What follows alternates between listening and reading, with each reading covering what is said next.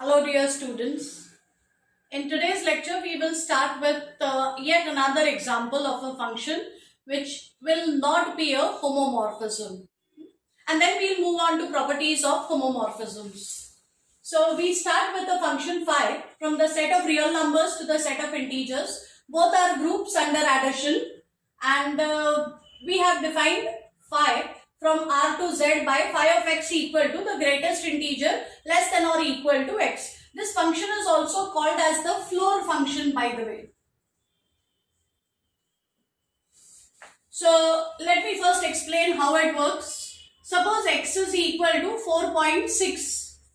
Now this is not an integer. So phi of x is taken to be the greatest integer which is less than or equal to. Naturally it can be equal to. So in this case it will be the greatest integer less than 4. Now there are plenty of integers less than 4. There is 1, there is 2, there is 3, there is 0, there is -1 and so on.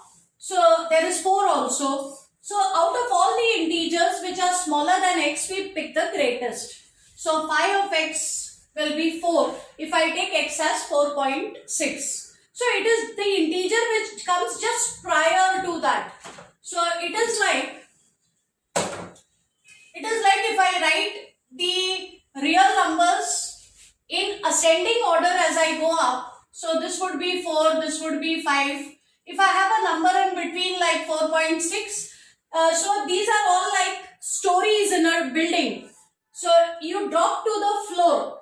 You go to the integer which is just smaller than that. So it is called as the floor function. Now if you are on the floor itself, then the value of the function will be the same integer because it has to be the greatest integer less than or equal to x. So if x is an integer, then phi of x will always be equal to x. So that's how the function works. This is called as floor function. There is also a similar function which is called as ceiling function, where you go to the next integer. So let us prove that this function is not a homomorphism. So I'll have to take two specific elements in this set for which the property does not work. Really, I really need only two such elements, two specific elements for which the property does not work. So let me take x to be 3.9 maybe, and take y to be say 5.2.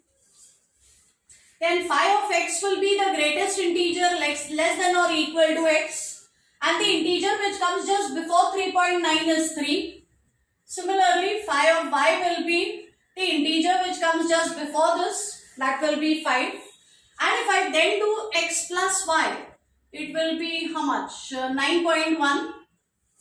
So image of this element will be the greatest integer less than or equal to 9.1, which in this case is 9. And if you individually add these two, phi of x to phi of y, it is 3 plus 5 equal to 8. So once again, notice that phi of x plus y is not equal to phi of x plus phi of y.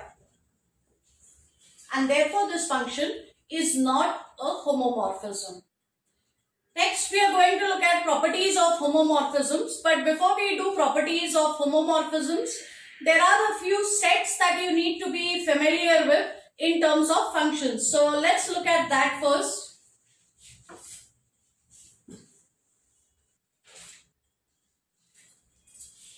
So let's look at this definition. Suppose I have two sets, capital X and capital Y. I don't even call them as groups, just sets.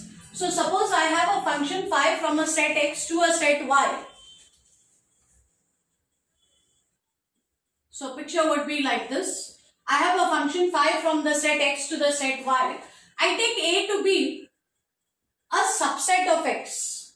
I take A to be a subset of the domain, and then I define the image set phi of A.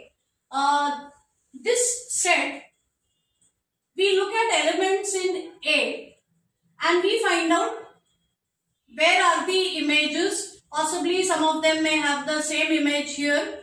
So we find out the images of all elements in capital A. This set that we get over here is called as the image of A. So this set is phi of A. So phi of A is defined as phi of small a, where A belongs to capital A. So we simply take images of elements in capital A and put all those elements together. That set is called as the image of A. Another way of looking at it would be to take all elements in the codomain. We could take all elements in the codomain which are connected to elements specifically from within A. So where Y looks like phi of A for some A in capital A. So this is how we define the image of a subset of the domain. Specifically, if I look at the image of the whole domain, then this is called as the range of the function.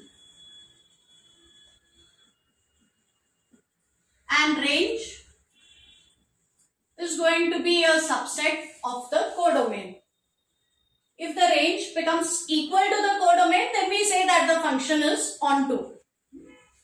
So phi of x is called as the range of the function. Next, let us also take b to be. So here I have x, here I have y. Let me take b to be a subset of y. Now I start with a set in y. I take b to be a subset of y. The inverse image of b. The inverse image of b, it will be denoted by phi inverse of b. The inverse image of a subset of y is defined as phi inverse of b equal to, we find out which are the elements in the domain whose image goes inside b. So now I am looking at elements in the domain whose image goes inside b. So these are two important sets associated with a function, and in the next lecture we will start with properties of homomorphisms, but these are important concepts related to functions. So I thought you all should know about it first, and now in the next lecture, as I said, we'll start with our properties. Thank you.